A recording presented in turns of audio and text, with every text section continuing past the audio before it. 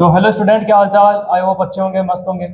और मैं ललित जाट आज आपके लिए लेकर आया हूँ एक cell the unit of life जो चैप्टर है अपना, उसका डेमो लेक्चर आज अपन देखेंगे।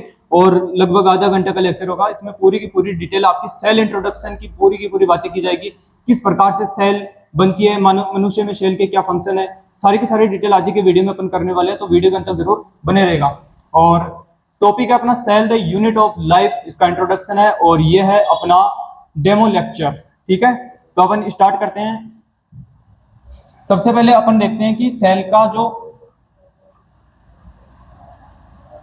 ये रहा, ये कहां से है, जहां से अपने यूनिट 3 11th क्लास के चैप्टर में यूनिट 3 जहां से स्टार्ट होती है ना, वहां अपने पास जब आप उसका वो इंट्रोडक्शन पढ़ोगे ना, तो वहां आपको लाइन लिखी हुई मिलेगी कि जीवित जैविकों के भौतिक और रासायनिक उपागम को समझना और उसके अध्ययन की तकनीकों को न्यूनीकरण जीव विज्ञान कहते हैं। न्यूनीकरण जीव विज्ञान क्या है? न्यूनीकरण जीव विज्ञान एनसीईआरटी की कैसी लाइन है, नीट के अंदर आ चुकी है, नीट का फेवरेट लाइन है नीट की। तो क्या है? जीवित जैविकों की भौतिक रसायन उपागम को समझने एवं अध्ययन की तकनीकें न्यूनीकरण जीव विज्ञान कहलाती है। This is very important line, आपको याद रखना पड़ेगा। अब नेक्स्ट अपन बात करें, अपने पास आएगी सेल क्या होती है वो एक बार देख लेते हैं।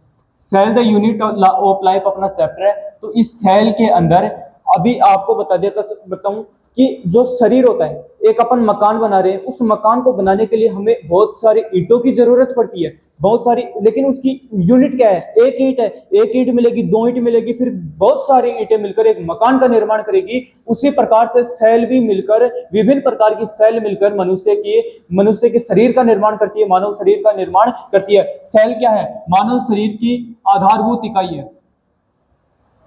अपने पास जो सेल है वो मानव शरीर की आधारभूत इकाई है।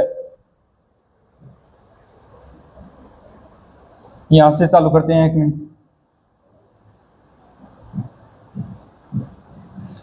मानव शरीर की आधारभूत इकाई है।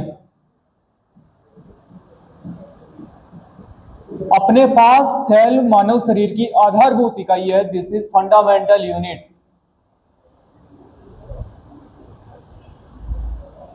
ये अपने पास फंडामेंटल यूनिट है। आधारभूत इकाई कैसे है? ये अपने मानव शरीर में संरचना का भी निर्माण करती है। मानव शरीर का निर्माण करती है तो संरचनात्मक होगी। ये मानव शरीर में बहुत सारे फंक्शन करती है, तो ये होगी अपने पास क्रियात्मक। ठीक है, क्या होगी? क्रियात्मक।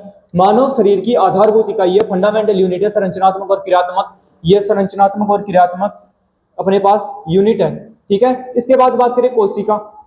तो कोशिका क्या है? कोशिका मैंने बता दी कि जो अपना शरीर है, शरीर की आधारभूत इकाई है, शरीर में बहुत सारी अपने पास बहुत सारे फंक्शन भी करती है। अब बात करें कोशिका की खोज। कोशिका की खोज रॉबर्ट हुक ने करी थी। क्या ये सही है? क्या अगर आपके पास क्वेश्चन आ जाए कि कोशिका की खोज किसने करी, तो कोशिका की खोज रॉबर्ट हुक ने करी, क्या बिल्कुल सही है। लेकिन कब करी? 1665 में करी। लेकिन यहाँ एक बहुत ही इंपॉर्टेंट बात है, अपने को याद रखने योग्य बात है कि डेड कोर्क यानी कि कोर्क के अंदर इन्होंने मृत कोशिका की खोज करी थी।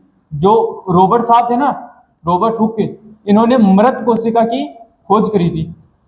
तो सर जीवित कोशिका की खोज किसने करी? जीवित कोशिका की लिविंग जो सेल है उसकी खोज सर्वप्रथम एंटोन वॉन ल्यूवेनहोक साहब ने की थी।